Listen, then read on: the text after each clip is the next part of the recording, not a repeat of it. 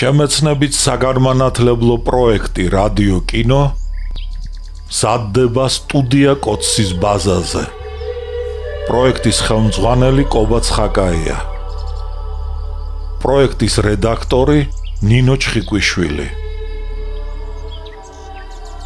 თბილისი 2025 წელი.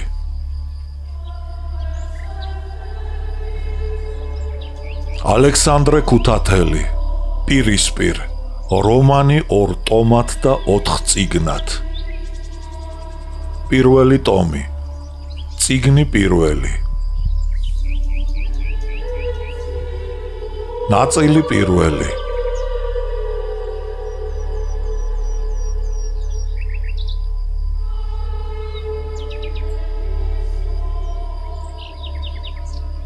მამა პაპათა ურმით, მეოთხე. იგი რომანტიკულ წიგნებში დახატულ ქალს ჰგავდა.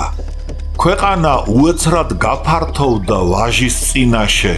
მის მზეურ ცენტრად გახდა ქალი, რომელშიაც მოქცეულიყო ყველაფერი, ფლობერი. ზიანი და მწველი დღე იყო. ტერეზა მხეიძის მოჯამაგირემ დომენტი ხვედელიძემ ურემში კამეჩები შეაბა. ზედ ქალბატონი ტერეზა, ვარდო და ნინო დასხდნენ. დომენტი წინ მიუძღოდა კამეჩებს აყალო მიწისფერი წუღებით, ტუტისფერი პაჭიჭებითა და სვანური ქუდით. კამეჩივით მიიზლაზნებოდა გლეხი ორღობეში, ნაურმალ გზაზე და ამ გამოცდილი მეურმისა და მეურნის სახრის მოძრაობა, ტრიალი და ქნევა ჯადოსნურად იმორჩილებდა გაფანჩულ ქაჩაჩებიან სპილოს ოდენა კამეჩებს. ესტატე ტერეზას ცხენზე ხაბარდულაზე იჯდა. კორნელი, სტეფანე და იონაკი ოტიას მიერ გამოგზავნილ ცხენებზე, კუკურიზე და სხვებზე. პლატონ მოგველაძე ჩერქეზულს მიაგელვებდა. დომენტიმ ორღობეში გაატარა ურემი, მერმე მწვანე მინდორზე გაიყვანა და ტყისკენ აუღო გეზი.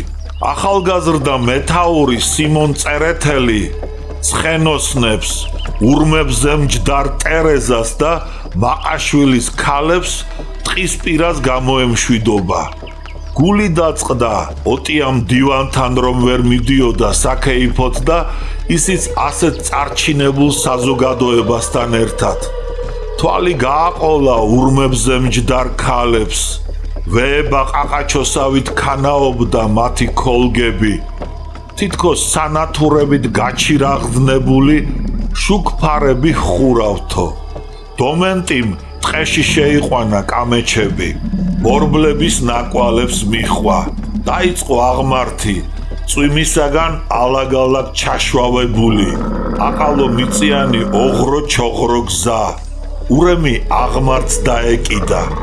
ქალებმა ბჭალებს წაავლეს ხელი. ურმის ბორბალი ხან მარჯვნივ და ხანაც მარცხნივ ვარდებოდა თხრილში. ბჭალები ხელიდან უსხლტებოდათ ქალებს, ჰკიოდნენ, ერთმანეთს ეხეთქებოდნენ. ქოლგები დაკეცეს. სახეზე მუხის დაცვარული ფოთლები და შტოები ეჯახებოდათ. ნინომ თვალი იტკინა. როგორც იქნა აიარეს აღმართი, მაგრამ მერმე ღელისაკენ დაღმართზე მგზავრობა უფრო სატანჯველი აღმოჩნდა. ისევ დაიწყეს კივილი ქალებმა. ნინოს ფერი წასვლოდა. დომენტის ემუდარებოდა. ურემი გააჩერე, ჩამოვალ. ნუ გეშინია ქალბატონო. ანუგეშებდა ქალებს დომენტი და წიფე მაყვალივით უკრთოდნენ კეთილი და მორჩილი თვალები.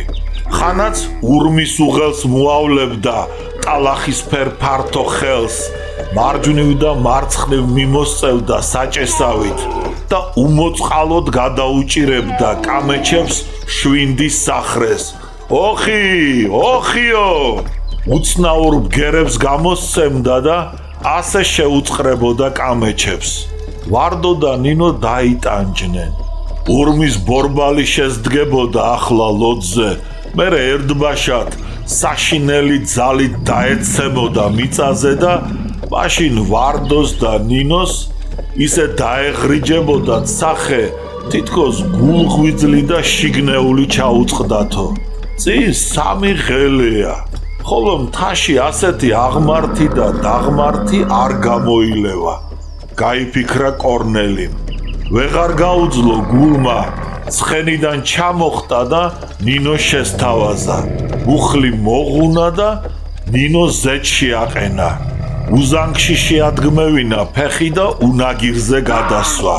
აღვირი დაიჭირა და ნელის ნაბიჯით წაიყვანა ცხენი. სული მოითქვა ნინომ, კუკურის ჩაზნექილი ზურგი თითქოს სუბუქი იალქანიაო, თითქოს ზღვის ტალღები ნელი-ნელ არხევენო ნინოს ტანს. ეს იყო მხოლოდ ქართული უნაგირი უჭირვებდა საქმეს. მისი კაბა მუხლის თავების ზემოთ მისცურავდა. ისევ დაეშვა დაღმართზე ურემი. ახლა ვარდოღა იყო წამებაში. დომენტი გულმკერდით აწვებოდა უღელს. ტყის კაცივით იჩაჩხებოდა, ფაფხურობდა და ასე იმაგრებდა დაღმართზე დაქანებულ და გახურებულ კამეჩებს. სახეში და რქებზე შემოჰკრავდა გამეტებით სახრეს და კამეჩები მალმალე ახამხამებდნენ გიშრისფერ და თვინიერ თვალებს.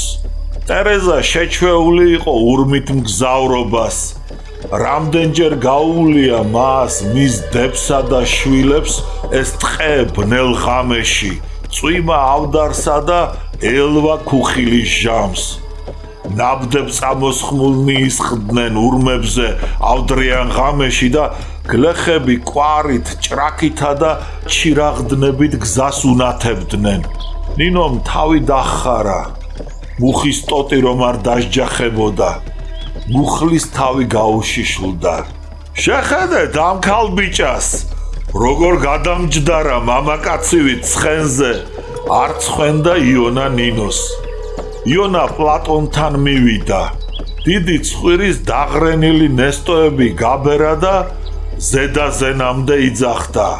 კანჭები, კანჭები, იმ გოგოს კანჭები გამაგიჟებენ მე. პლატონმა ტყეს გახედა. გადაიხითხითა და იონას უთხრა. ფავნი ხარ იონა, ბებერი ფავნი. მერმე მუხის ტოტი, სურო, მარჯნისფერი კურკანტელი და ძაღლყურძენა მოსწყვიტა. ნინოს მიართვა და უთხრა. მენადები ამით ირთავდნენ თავსა. ესტატე და ყიფიანი ომსა და აჯანყებაზე საუბრობდნენ. ტყე გაიარეს. დომენტიმ დაბლა სახლისაკენ გაუხვია. წინ კარგა მოზრდილი მდინარე გადაიშალა, ჩქარი და აკაფებული. დომენტიმ ფონი მოსძებნა. უღელზე შეხტა და კამეჩები მდინარეში შერეკა. გახურებულ კამეჩებს იამათ გრილი ტალღების შეხება, შეჩერდნენ. ქაფიანი ტუჩები დაეწაფნენ წყალს, თვალები განაბეს და მდინარეში ჩაწოლა დააპირეს. დომენტი მაგრა გადაჰკრა სახრე კამეჩებს. როცა ამანაც ვერ გასჭრა და ერთი კამეჩი დასაწოლად მუხლებზე დაეშვა, სახრე შეაბრუნა და ტარით დაატაკა მუცელში. თან ისე ხმამაღლა შესძახა. ოხი, ოხი კამეჩო! რომ კაცს ეგონებოდა უზარმაზარი ბირდაბირით ხერხავს ხეს ტყეშიო. კამეჩებმა ჩქარი ნაბიჯით მიაშურეს ნაპირს. ნინო მდინარის პირას შესდგა. კორნელი ცხენს გავაზე მოახტა. ქალს ხელი მოხვია, აღვირი მოზიდა და ცხენი მდინარეში შეიყვანა. პლატონმა იონას გასძახა. უშველე ჰერაკლე, კენტავრმა შენი დაენირე მოიტაცა, მალე მოზიდა შვილდი. კორნელიმ უფრო მაგრად მოხვია მკლავები ნინოს. მდინარეს ნუ უცქერ, თავბრუ დაგეხვევა, ფეხები ასწიე, წყალი დაგისველებს, ასავლი და კორნელი. კუკურიმ თხარათქურით გაიარა მდინარე, ცივი შხეფები ესხურებოდა ნინოს გახურებულ სახეზე, ჰკიოდა და თანაც იცინოდა. ვარდო ურმიდან უყურებდა. ძალზე დამეგობრდნენ კორნელი და ნინო. როგორ იქნება მაგათი საქმე არ ვიცი, სთქვა ვარდომ. ნინოს ვენაცვალე, უპასუხა ტერეზამ. რაც ქრიალა და გონიერი გოგოა. როდესაც კორნელიმ ნაპირზე გაიყვანა ქალი და ცხენიდან ჩამოხტა, ვარდომ ისე უთხრა ტერეზას, გული მეუბნება, ვაი თუ კორნელიმ ნინო მომტაცოს. ტერეზამ გაიცინა და მიუგო, რა ცუდი ბიჭი მოგტაცებს მერე, ადრეა ნინოსთვის ქმარშვილი. ჩაფიქრებული სახით შენიშნა ვარდომ. ტერეზასათვის აშკარა გახდა, რომ ვარდო კორნელის და ნინოს დაქორწინების წინააღმდეგი არ იქნებოდა. ამ წუთიდან განსაკუთრებული ყურადღებით და თბილი გრძნობით ეკიდებოდა მაყაშვილებს. კორნელი ისევ წინ მიუძღოდა ცხენს. ბედნიერია, ან ჯერ არ იცის რა ჭირვარამი, შრომა და ჯაფა სჭირია ოჯახს. გაიფიქრა მისმა დედამ. როცა ცხენოსნები მდინარის პირას დაკავებულ ადგილზე გავიდნენ, ნინო მოულოდნელად დასძრა კუკური და მინდორზე მიუშვა.